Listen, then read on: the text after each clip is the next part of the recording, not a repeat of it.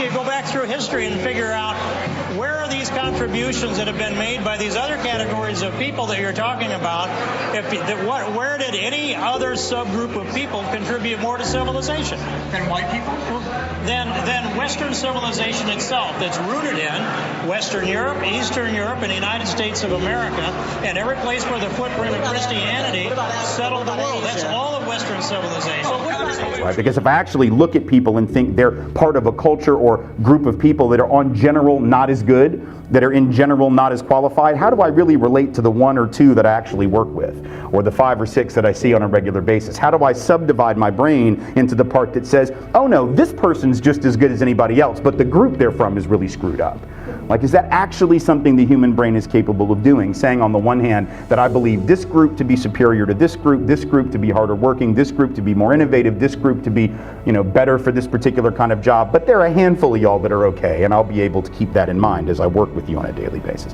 The psychological research says that's not likely. So in fact, if we buy into those stereotypes, we're likely to perpetuate the very culture that maintains those inequalities, even if we don't necessarily intend to do it. One thing we know from history is that if you're really wanting to figure out if racism is operating, the first thing you don't want to do, as a general rule with some exceptions, is ask white people.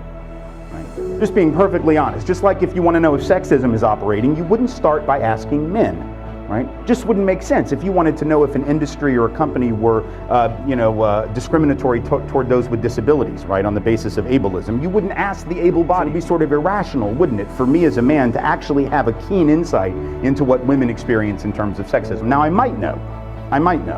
And if I do, it's probably because I listened to a woman describe her reality and decided to assume she was actually sane. Men would not be the ones to whom you would seek from whom you would seek information and insight about sexism. Not because they can't know, but the odds are that's not going to be your best bet. Same thing with race and asking white folks, or going to white folks and asking them, do you think there's racism in Silicon Valley? Well, it seems to me make more sense to start by asking people of color about their own experiences. And they're not all going to have the same opinion on that, by the way. They're not all going to have the very same experiences. But in general, it's probably a safe bet to say that if we want to know if a problem exists, the people to whom you would first turn are the people who are most likely to have to know the answer to that question as a matter of daily survival. And what I mean by colorblind formalism is this very formal, very formulaic way in which we just don't talk about race, and we don't think about race, or we act as if we don't see it. So when we talk about racism, that's what people will say as their first line of defense. Well, I don't even see color. I don't think about color. Well, that's maybe the problem. If you don't think about color in a world in which color matters, then you're going to miss an awful lot of stuff.